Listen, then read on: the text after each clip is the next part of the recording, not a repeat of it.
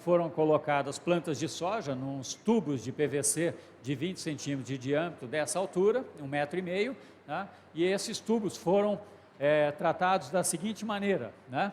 Um tubo recebia rega diária, né? Um outro grupo recebeu 100% da capacidade de campo e não foi mais regado, tá? Um outro tubo, o solo, foi colocada água que chegasse a 80% da capacidade de campo e um outro solo 40%. 100, 80 e 40% não receberam mais água depois do início do ensaio, tá ok? Então, o que acontece? Esses são todos os dados mostrando, por exemplo, a superfície do sistema radicular, o comprimento do sistema radicular, tudo cai em função do tratamento, né? Então o controle está aqui, 40% de água, tudo isso cai. Olha o que aconteceu com o diâmetro do xilema nas raízes da soja. E a minha pergunta é, por que isso não poderia acontecer em café? Tá? Por que isso não poderia acontecer em café? Não tenho esses dados para café, mas eu tenho certeza absoluta que isso deve acontecer também em café. Especialização do sistema radicular. Bom, esse cara aqui, Jindal, em 57, né, ele fez uma brincadeira em Israel, né, e ele estudava plantas exóticas, que seriam plantas que eles tinham no jardim botânico lá, né, e plantas arbustivas, entre elas café. Então, o que ele fazia? Ele dava um estresse na planta e acompanhava o crescimento radicular. Então ele via que o crescimento radicular acontecia na planta de café à medida que ela sofria um estresse. A isso ele deu o nome de plasticidade fenotípica, né? Ou seja, até um determinado ponto, as plantas se adaptam ao ambiente que elas estão vivendo. Então significa que café também deve se adaptar a uma certa deficiência hídrica no solo, emitindo mais sistema radicular, existindo mais raiz. Tá? Bom, só mais uma coisa aqui. Isso é bastante interessante se a gente pensar na palestra hoje de manhã do colega do agronômico, do Gerson. Tá? O Gerson falou sobre uma coisa muito importante que é a constituição genética do material de café que a gente tem, tá? E isso é uma verdade. Então, a base genética do nosso café arábica é muito estreita, tá? É muito estreita. Pode-se dizer que a base genética que chegou ao Brasil praticamente veio de uma planta do Jardim Botânico de Amsterdã, tá? Que foi para as Guianas, plantaram nas Guianas, os caras pegaram a semente, o Palheta pegou as sementes, trouxe para o Rio de Janeiro e esse negócio começou no Brasil inteiro, tá? Então é o tal do típica que era plantado. Então a base genética é bastante estreita, além do que o café ele tem uma autofecundação bastante alta, então mantendo essa característica genética. E isso não é um problema, sem dúvida nenhuma é um problema. Por quê? Porque dentro de um melhoramento, né, eu não conheço, não só em café, mas em outras culturas, quem faça melhoramento olhando o sistema radicular. Tem um trabalho muito interessante de soja, que saiu alguns anos atrás, onde os caras pegaram 11 variedades produtivas, altamente produtivas, novas, e enxertaram em cima do sistema radicular de plantas que foram utilizadas, né, de soja, que foram variedades utilizadas de soja, há muito tempo atrás. E o que eles observaram? Que o melhoramento, as plantas enxertadas, simplesmente, elas não conseguiram manter a produtividade, não conseguiram crescer, o sistema radicular foi para o espaço, ou seja, o melhoramento inteirinho sempre foi feito olhando na parte de cima. Sempre foi feito olhando na parte de cima. E existem companhias, hoje eu sei disso, que estão começando a olhar de novo o sistema radicular. Tá? Por que não fizeram antes? Porque todo melhoramento, normalmente, né, principalmente para plantas anuais, é feito em cima da suficiência, tem água, tem adubo, a planta está recebendo tudo de bom, então ela não precisa gastar energia para crescer o sistema radicular. Isso é conhecido para soja, como eu disse, já foi feito para milho, já foi feito para feijão, então mostra que a seleção privilegia, tá, a parte aérea em detrimento ao sistema radicular. Tá? No caso do café, talvez isso seja um pouquinho menos grave, tá? E aí eu posso falar porque eu fiz um período no Instituto Agronômico trabalhando com melhoramento de café. E uma das coisas que o chefe do melhoramento, que era Alcides Carvalho, ele fazia é o seguinte: ele não dava nada de bom para as plantas de café, porque ele também procurava rusticidade.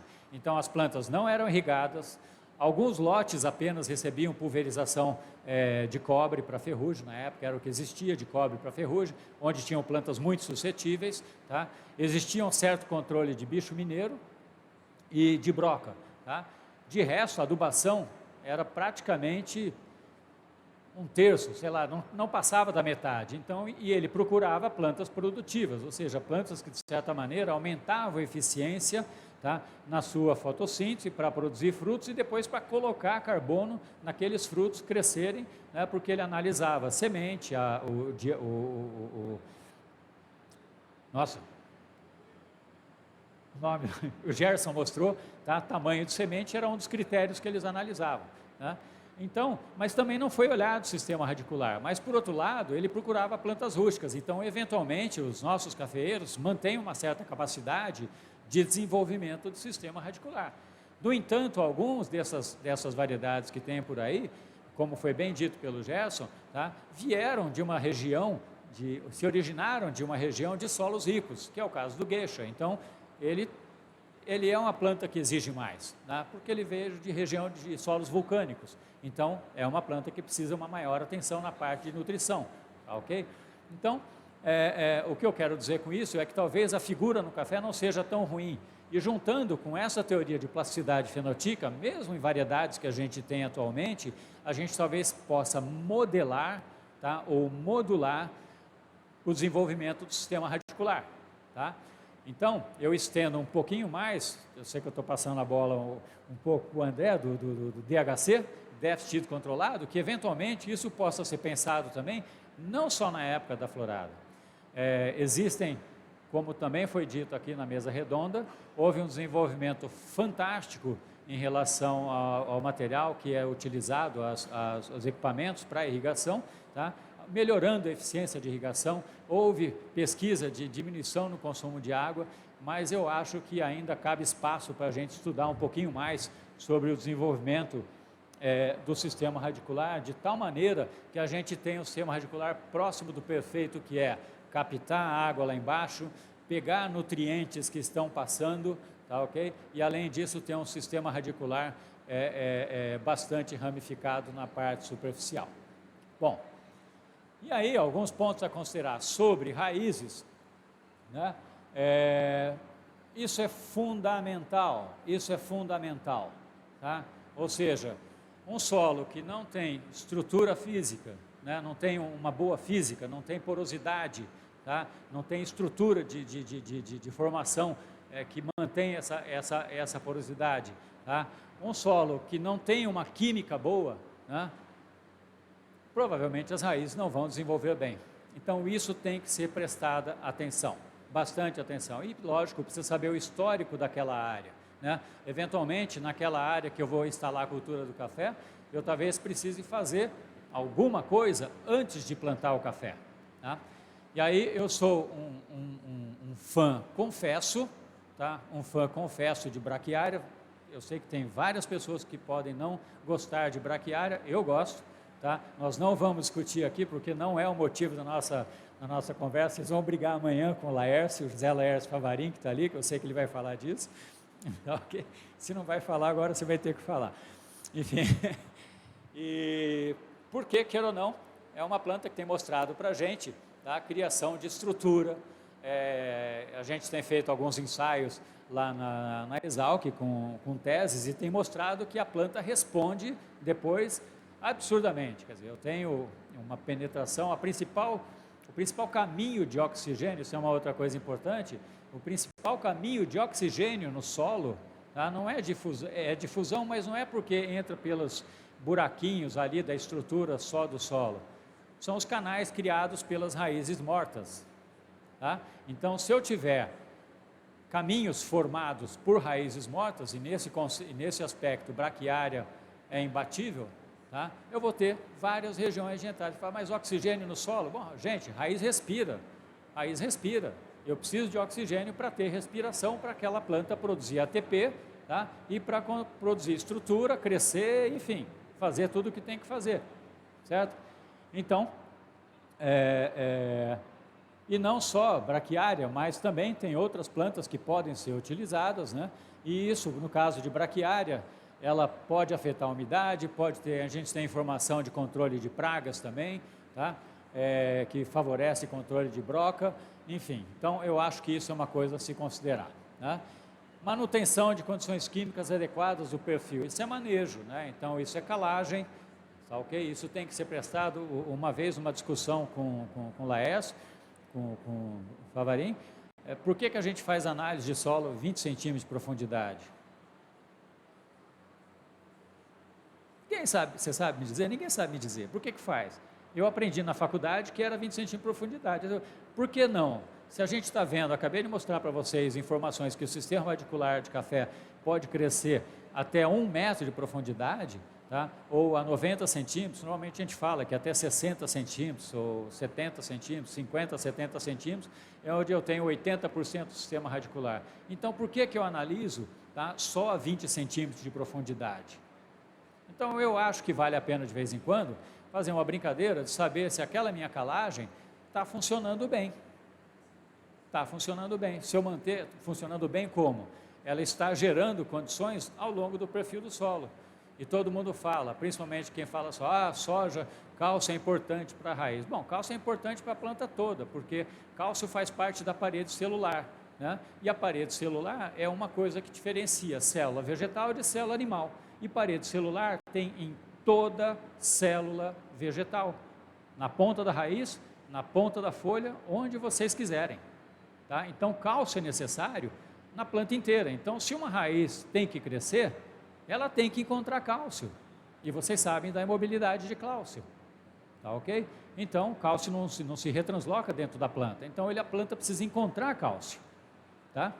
Então, é uma questão a considerar.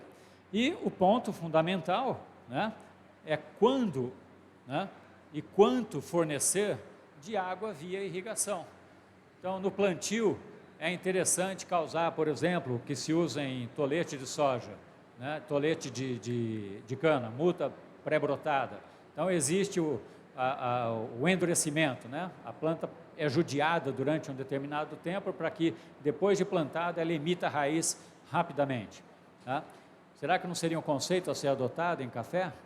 Tá? Para que a planta, na hora que eu coloco no campo, ela está estimulada, né? Existe hoje em dia uma das áreas quentíssimas de genética, se chama epigenética. Epigenética são características que uma planta leva, às vezes, de uma geração a outra, até 3 gerações, que eu me lembro de ter lido, sem ter tido mudanças no DNA. Então, são arranjos que são feitos no cromossomo, na estrutura do cromossomo, ou no DNA, que são levados de geração em geração. Como que isso acontece?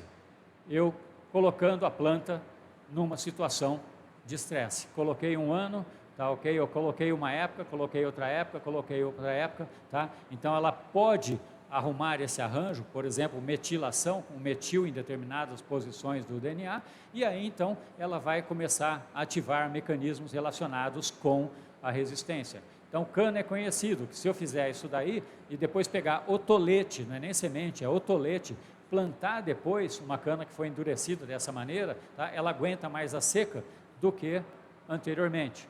Então, por que não em café? Tá? Por que não pensar em controlar o nível de água em café, ou quando ele é aplicado, para que eu tenha um maior desenvolvimento do sistema radicular? Dá trabalho? Dá trabalho, né? Mas é para isso que a gente estuda. Bom, então agora vou numa outra parte, que é a parte de produção e de floração, né? Essa estrutura aqui, ela mostra, né, a estrutura de ramos ortotrópicos. Eu tenho uma organização de ramos ortotrópicos e aqui eu tenho a organização de ramos plagiotrópicos. No ortotrópico, tá, eu vou encontrar gemas, tá, que vão dar origem, tá, a um outro ramo ortotrópico. Essas gemas são chamadas de gemas seriadas, ok? Existe uma gema que também é chamada de cabeça de série, tá, que é a que dá formação aos ramos plagiotrópicos, ok? E eu tenho as gemas que estão também aqui, gemas seriadas num ramo, né? E essas gemas seriadas é que vão dar formação das inflorescências. Então, normalmente são 5, normalmente não, são 5 gemas seriadas, uma de cada lado da axila, uma em cada axila, tá? E cada gema seriada, ela pode dar 4 flores. 4 flores. Isso significa, então, né, 4 frutos, mas se eu tiver 5, se essas 5 gemas seriadas aqui, todas elas florescerem, então eu vou ter 20 frutos de um lado e 20 frutos de outro lado. Tá ok? Então, esse seria o potencial dessas gemas seriadas. O fato é que, qual que é o nosso problema? Conseguir fazer primeiro com que todas essas gemas seriadas floresçam, vinguem, tá? E qual que é o problema? A gente fazer com que elas floresçam ao mesmo tempo, né? Então tem anos que varia, tem anos que existe uma variação, sei lá, 80% da produção é da primeira florada, tem ano que isso é um pouco maior, tá? Então depende das condições climáticas, depende do histórico do ano anterior da cultura, e isso vai determinar se eu vou ter mais ou menos flores. E logicamente que dentro de um determinado limite, né, uma segunda florada pode chegar mais ou menos no nível da anterior, tá? E aí eu tenho uma certa homogeneidade de frutificação. Mas se eu tiver uma florada que for um pouquinho alta e sejam as últimas gemas, eu vou ter grão verde na minha mistura, e isso certamente não é desejável, porque vai aumentar, vai diminuir a qualidade do café. Tudo que se conhece em cima de florada de café, infelizmente, tá, e não pela pessoa em si, mas pelo tempo, é baseado em considerações desse senhor chamado Paulo Alvim, faleceu, era um fisiologista de mão cheia, tá? E o Paulo Alvim, ele estudou café no Peru, estudou também no Brasil, e ele estudou os trabalhos de florescimento de café na África, alguns trabalhos também feitos nos Estados Unidos, e ele chegou a essas conclusões aqui, tá?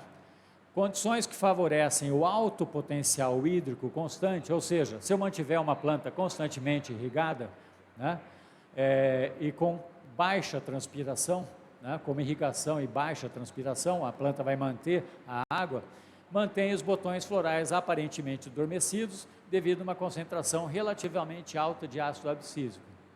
Posso dizer para vocês com certeza, tá? Isso foi em cima de um trabalho de 1960 e pouco, de um inglês chamado Brown, e que nunca mais foi repetido. Então isso mostra a carência que a gente tem de estudos em florescimento em café. Estresse de umidade causado por baixa umidade do solo ou alta transpiração reduz a concentração de ácido abscísico nos botões florais. A dormência do botão floral termina, que era então induzida pelo ácido abscísico, por causa da concentração reduzida do ABA, mas que essência odormenta imposta, ela persiste por falta d'água. Tá, ok? Então, eu tenho a indução floral, final de dezembro, janeiro, fevereiro, até março, tenho aquele botãozinho, ele cresce um pouco, tá ok? Ele cresce um pouco, e aí ele então teria condições de crescer mais, mas acontece que entra seca e mantém o botão parado e ele não vai crescer mais do que isso.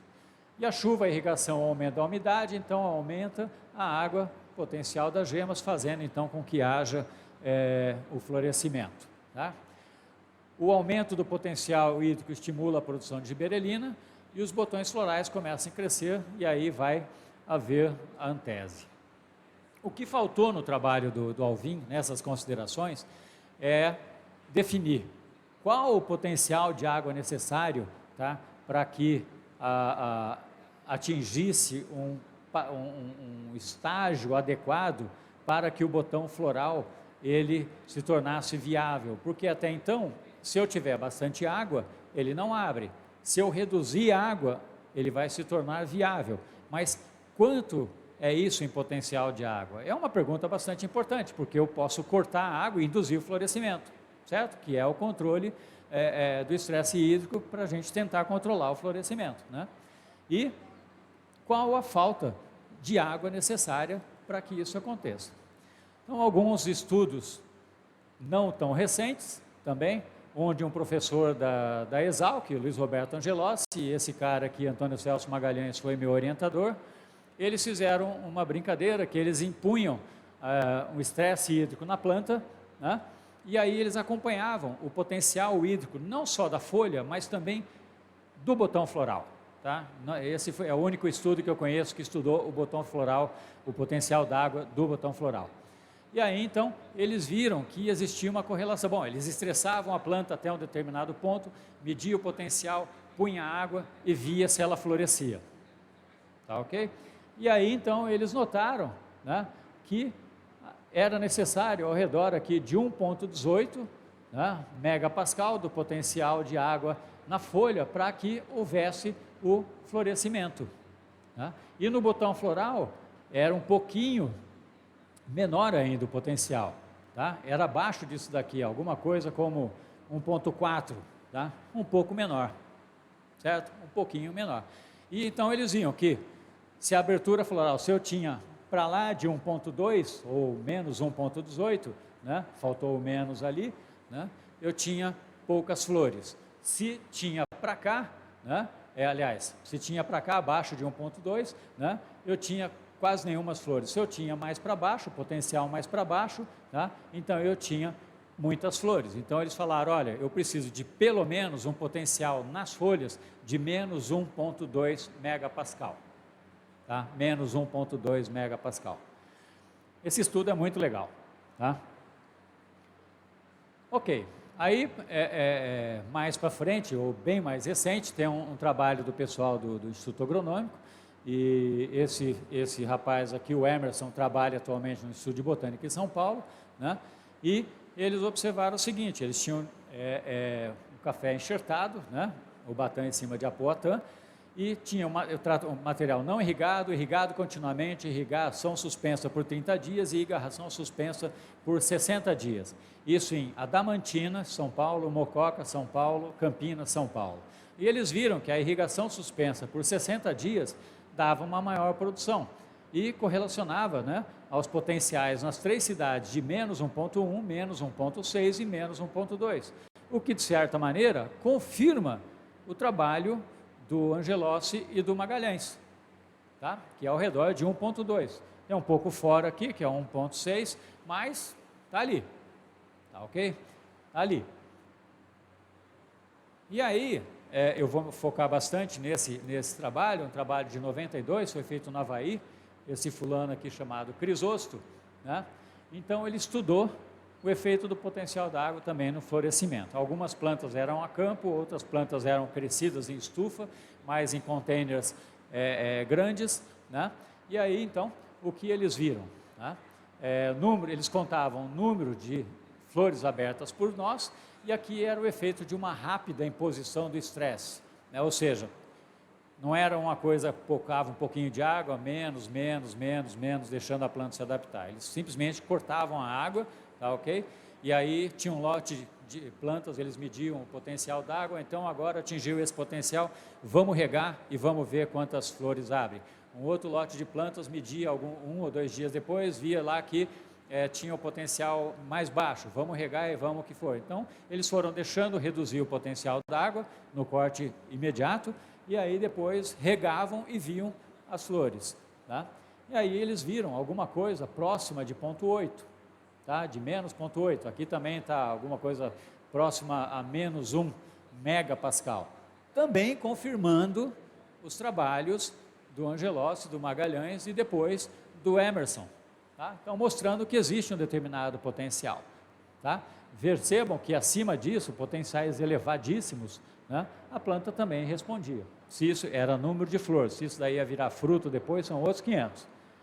Nesse mesmo trabalho, né, eles faziam ciclos de irrigação, né, então irrigação diária, irrigação 2 vezes por semana e irrigação 1 vez por semana. Então, 0 semana, 2 semanas, 4 semanas, 6 semanas, e eles mediam o potencial da água na folha ao amanhecer, ou seja, a planta passou a noite inteira com o estômago fechado e teve chance. Gente, depois eu vou disponibilizar a palestra. Não fica os caras aí. E aí, então, o que acontece? E aí, durante a noite, a planta tem chance de recompor, né, a sua água. Okay? Ainda existe absorção de água na planta à noite por causa do potencial osmótico lá da folha ser muito mais baixo do que da raiz, então existe ainda um deslocamento de água. Né? Então, se eu medir o potencial osmótico de dia, logo no comecinho da manhã, significa se ela consegue se recuperar ou não. Por isso que é normalmente isso adotado como referência em estudos de fisiologia. Tá? Então, o potencial aqui, então ele via, né, que olha, ele chegou até menos 1,5 aqui, né, e aqui ele oferecia água, tá? Nesse ponto aqui, ele oferecia água e o potencial, então, subiu lá para cima, pelo menos nessa planta que era regada só 1 vez por semana. Mas olha que interessante, como o gráfico estava muito ruim, eu adaptei, tá? Quando ele contava as flores, dependendo do estágio da flor. Então, o estágio 3, que ele chama, é a floração verde e as flores ainda agrupadas. Tá? Estágio 4, em floração branca, as flores começando a se desagrupar. Tá? E depois, estágio de vela, quando elas estão completamente desagrupadas. Percebam que irrigação 2 vezes por dia, o estágio 5, praticamente, tá? Que é essa diária aqui, 2 vezes por dia, né? O estágio 5, que seria vela, praticamente nada, né? Praticamente não tinha alteração, tá? Entre estágio 3 e estágio 4, né? Por sinal aqui, é lógico que depende da amostragem aqui, isso não é estatisticamente significante, mas não tem variação. Quando faz irrigação 2 vezes por semana, que é esse daqui, que é um estresse pequeno, né? Já havia, durante o tempo, tá, uma formação, tá, de flores no estágio de vela. Olha o que acontecia com a irrigação semanal. Tá? Deu um estresse violento na planta, que chegou a 1,5, tá? Praticamente todas as flores que estavam no 4, tá, no estágio 4, passaram para o estágio 5. Tá, ok? Então, mostrando de novo, tá, que eu preciso dessa deficiência hídrica para abertura floral. E aí, né, um experimento 3, que é muito interessante, eles utilizaram de uma técnica que se chama raiz bipartida. Aqui eu fiz uma montagem, isso não é raiz de café não, tá? Está escrito aqui, ó, montagem, tá? Então não é raiz de café, por favor.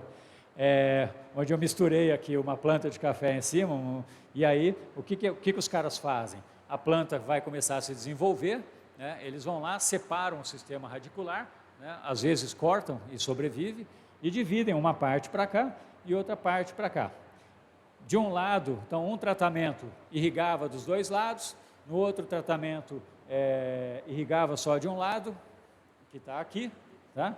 Então eles tinham o original, que seria as plantas, né, originais secas, tinham as plantas dos dois lados secas, tá? Onde tinha essas raízes novas aqui secas e dos dois lados bem irrigados. Tá? Então, claro, nitidamente, né, que quando houve estresse, independente, mesmo quando eu coloquei estresse só de um lado, ou seja, essa daqui que está mais aqui, que seria a original seca, ela teve gemas por nó, tá ok? E o potencial d'água ao amanhecer era 0,15 negativo. Tá? Quando as raízes novas eram secas, né, o potencial dessas raízes também era 0,15 secas, né? Raiz, ambas bem irrigadas, ficava aqui de 0,15, tá? E ambas secas, 0,9, né? E aqui o potencial da água ao meio-dia. Então dá para perceber que ambas as secas, tá, ok? Elas tinham, tá, um potencial bem menor do que as outras. Mas o que é interessante é isso daqui, olha. Raiz nova, seca, tá? Tá aqui, ó, nova, seca. Ela quase produziu o mesmo número de gemas por nó que a que tinha ambas secas. Então, isso significa, tá? É uma discussão bastante grande, tá? Que a raiz precisa sentir a seca no solo. A raiz precisa sentir a seca no solo, certo? Então, isso é bastante importante. Então, a raiz conversa, sei lá, com a parte aérea, fala assim, ó, estou sentindo seca, se prepara aí que daqui a pouco, quando vier a chuva, né, você vai ter que abrir. Então, isso acontece, tá ok? Bom, e esse trabalho também mostrou, confirmando um trabalho de uma mulher chamada Margaret Mess, de 1956 ou 1957, tá, que o botão floral, na verdade, ele vai se entumecer, tá, porque vai chegar um momento que vai haver uma conexão de vasos entre a planta e as flores. Até então, e esse estágio seria o estágio 4, né? Desculpem, mas é que o trabalho era antigo. Então, no estágio 3, deixa eu tentar mostrar aqui, ok? Então, eu tenho aqui o câmbio, isso daqui é como se fosse um sistema radicular rodado, né? Então, tem uma região do tecido que é o câmbio, e no câmbio vai dar a origem ao floema ou ao xilema. Então, o P ou o X aqui, tá?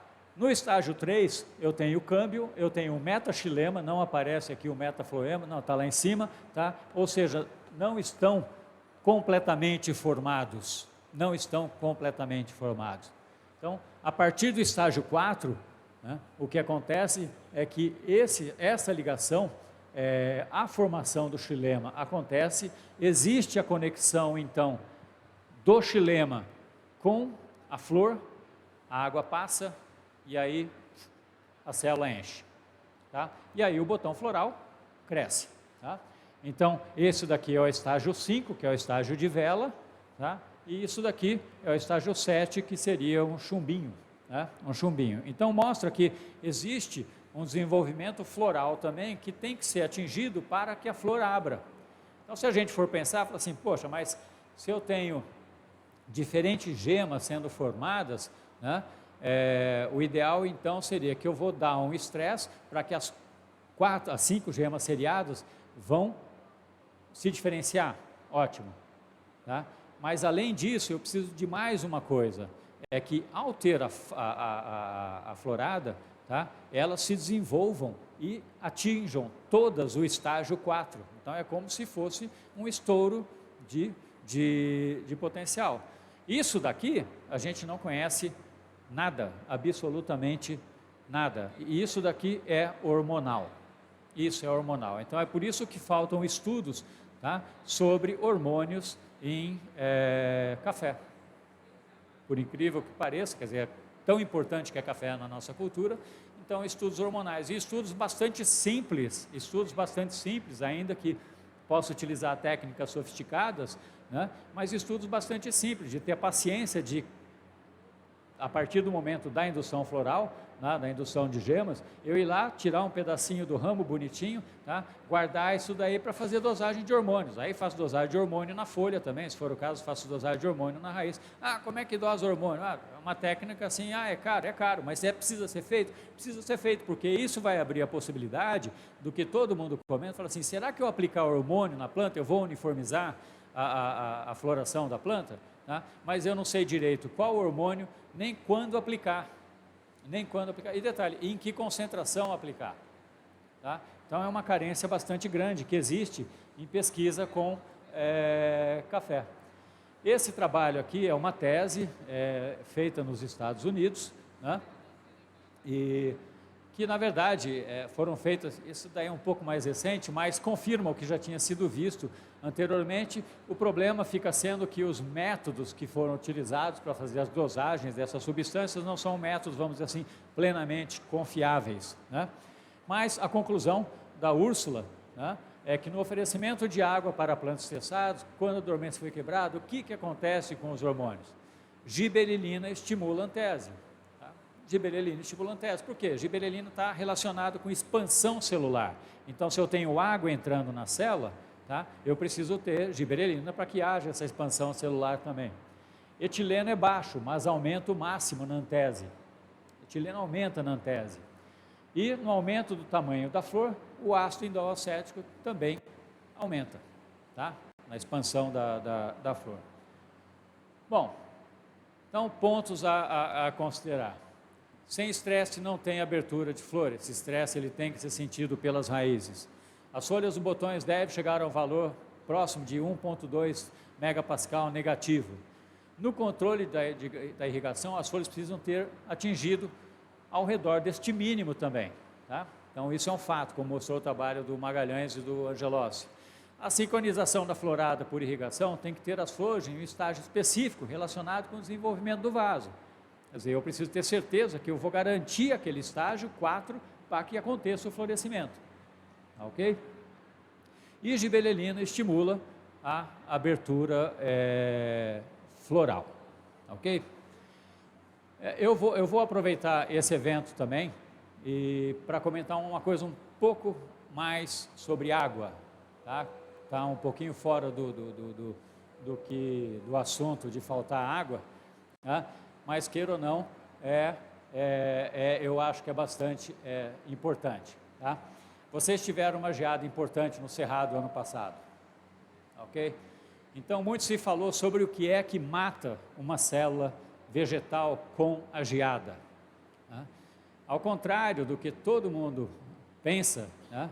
O que mata uma célula vegetal com uma geada ou com o congelamento não é o gelo que é formado dentro da célula, é o gelo que é formado fora da célula, tá? E por que é simples, né? Bom, vocês pensam na parte de congelamento de alimentos. Por que é que existe um congelamento rápido? Ninguém congela carne, ninguém congela vegetais de uma maneira lenta. O negócio tem que ser rápido, exatamente, tá, para fazer com que não haja a formação de gelo fora das células. Então, essa parte na indústria de alimentos é muito desenvolvida, Então, mostra que em vegetais, tá, que são congelados, caso contrário, o que acontece? Vocês vão num lugar, se vocês comprarem, vai lá, compra brócolis congelado, o bicho é borrachudo, tá? Não foi feito o congelamento adequado, porque tem células rompidas, tá, ok? Então existe um estudo muito grande na indústria de alimentos sobre como congelar, tá? E qual a consequência de você congelar de uma maneira lenta. Bom, no caso da água em café, tá? Isso daqui se aplica à água pura, né? Que é o seguinte: para cada grau que diminui em termos de temperatura após o congelamento, tá? Eu tenho uma diminuição de 1,2 megapascal. Eu estava falando para vocês agora há pouco sobre estresses de 1,2, certo? Então significa que quando vocês têm menos 5 graus, tá? Esse negócio está muito mais baixo, tá? Ou 4 graus, está muito mais baixo do que isso daqui. E isso daqui, o potencial da água do gelo, ele é baixo por causa exatamente da organização da água, tá? Dessa maneira, em função das pontes de hidrogênio. Então, o que mata é a formação da água fora da célula. O que ela faz? A formação do gelo fora da célula. Tira a água de dentro da célula, até um ponto que a parede vai colapsar. Então, a parede não colapsa para fora, a parede colapsa para dentro, tá? O negócio é como se fosse um tipo de uma implosão. Existe uma referência bastante interessante, se alguém quiser estudar isso daí, que mostra isso daí, está numa revista importante aqui, tá ok? E aí então fica desidratada. Aí eu peguei esse trabalho numa revista que chama Criobiologia, que mostra, por exemplo, formação de cristal usando uma câmera que chega na casa de milissegundos, né? Então 0 milissegundos, 2 milissegundos, 3 milissegundos e 4 milissegundos, onde eles tiram fotografia da formação de gelo, tá? E eles observam que com 2 milissegundos a formação de gelo já começou aqui fora da célula, tá? E depois começa a aparecer aqui dentro da célula.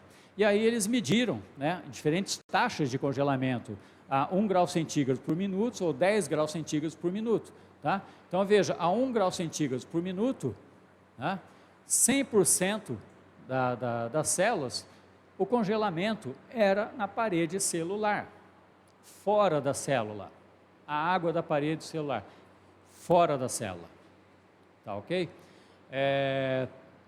Então, e aqui no centro da célula, né, então bastante baixo, a menos 10, praticamente não existe a menos 1 e praticamente menos aqui nisso daqui. Então isso daí mostra o quê? Que se eu tiver um congelamento, ele vai ser principalmente, né, fora da célula. Então o que mata é a desidratação. Tem outras coisas que vão matar? Sim, à medida que o sol passa, ele vai ficar marrom, tá? Então a célula vai liberar um monte de porcaria que oxida, como fenóis, tá? E esses fenóis então vão causar o marrom, tá? Que a gente vê pós-geada. Bom, é isso. Obrigado.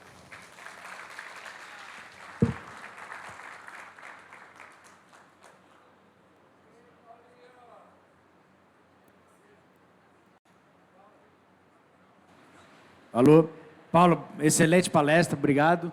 E vamos abrir aí para perguntas aí, nós temos um tempinho. Por favor, levantem a mão, se identifiquem, perguntas objetivas. É o amigo do Anderson que vai falar. Vamos lá, gente. O Rogério não fez nenhuma pergunta hoje, ele tem que fazer. O Paulo, esse aqui faz pergunta e boa. Parabéns, professor. Eu sou Rogério Quiabá e nós trabalhamos com canefra no Espírito Santo. É um pouco diferente a fisiologia, porque se nós dermos 60 dias de estresse na pré-florada até o abotoamento, a roseta fica banguela. Então, eu não sei como é que se explica. O que seria aqui? Esse menino até me falou que fenômeno seria isso. Então, nós não damos, pelo menos nas áreas que a gente gosta de produção e nas áreas de consultoria, nós não fazemos estresse. Então, nós reduzimos a lâmina aplicada, mas não damos estresse. Bom, uma coisa que acontece é que a maioria dos dados, praticamente todos esses dados sobre água são em cima de arábica por causa da bebida. Mas talvez eu possa te dar uma explicação, não científica, mas da origem do café, tá? Então, quer dizer, o arábica ele é de montanha, subbosque, tá? E o canefra é de região mais baixa, tá, ok? De áreas mais úmidas na África. Tá? Acho que é a única espécie que é de regiões mais baixas. Então, o canefra realmente ele não aguenta tanto a seca. Esse é o ponto. Agora, exatamente falar quantos dias ele vai aguentar ou qual o potencial da água, eu realmente não sei te dizer. Eu estava trocando uma ideia com uma amiga que ele podia até ajudar aqui. Talvez, sei lá. Fala.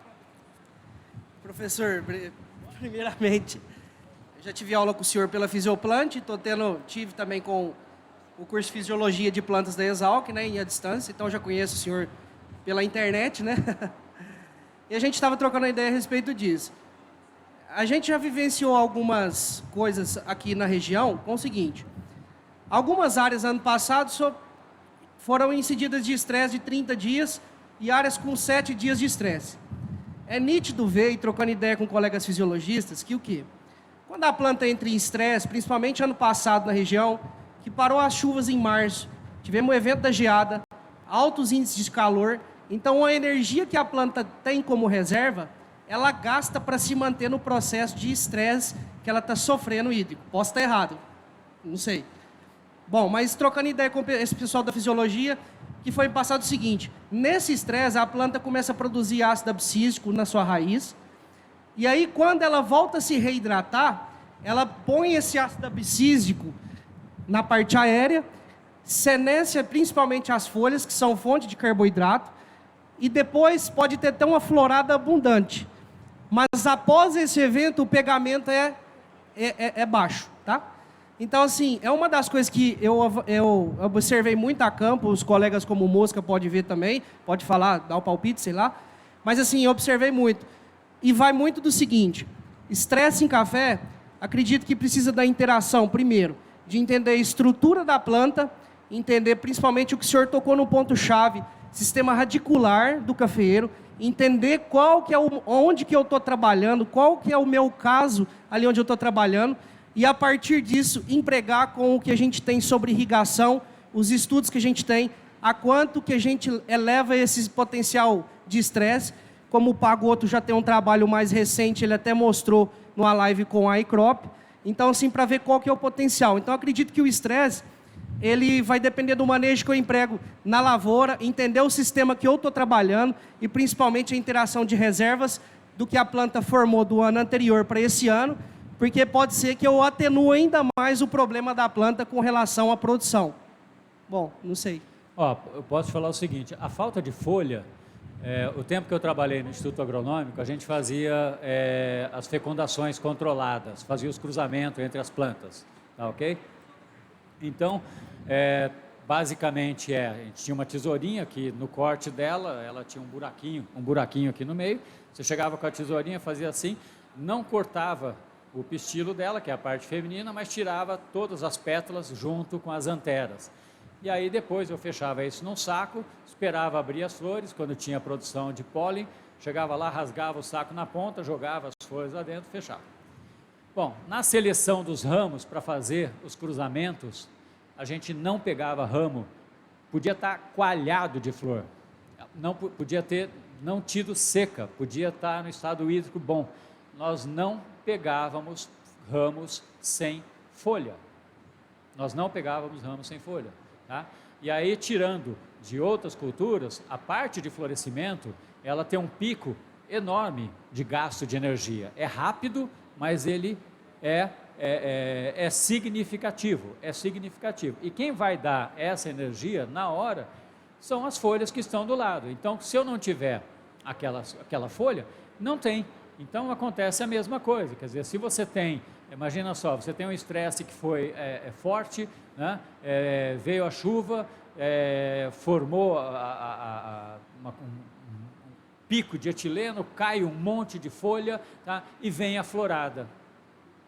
Não pega, entendeu? Então, isso não se aplica só a um café que tem folha úmida, não tem folha, não pega.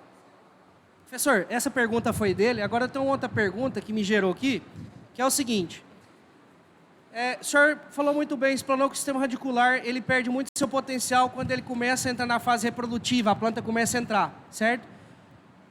Eu poderia, em condição de déficit de crescimento radicular, seja pela reprodução, ou seja por déficit hídrico, eu posso prejudicar ou atenuar ainda mais a planta com relação a esse gasto de reserva, se eu aplicar, porque aqui é muito comum o seguinte, a planta está em estresse, aplica enraizador, ácidos úmicos. Ele forma uma substância que chama like-auxine, que vai melhorar o desenvolvimento radicular, vai fazer o que a auxina faria na raiz, né? Um efeito tipo auxina. Isso. E aí eu poderia prejudicar ainda mais esse sistema, pensando nesse caso? Tinha uma aluna que o Laércio e eu, nós tínhamos lá, e nós fizemos umas brincadeiras sobre iluminação em café. Iluminação não, sombrite em café, tá? Então, a gente queria saber pleno sol, sombrite 50% vermelho, sombrite 50% preto e sombrite que deixava passar 75%. E uma das brincadeiras é saber o que afetava a fotossíntese, o que afetava carboidrato e tudo mais, e aí nós analisamos carboidrato em raiz. Tá? A quantidade de carboidrato em raiz é tanto quanto, tá? Ou maior do que o que se tem em ramo. Aí eu fui atrás. Eu achei um trabalho de um professor de Viçosa que ele sugeria que isso poderia ser alto. Então não tem nada disso daí. Então, quanto à energia que você tem para um crescimento do sistema radicular,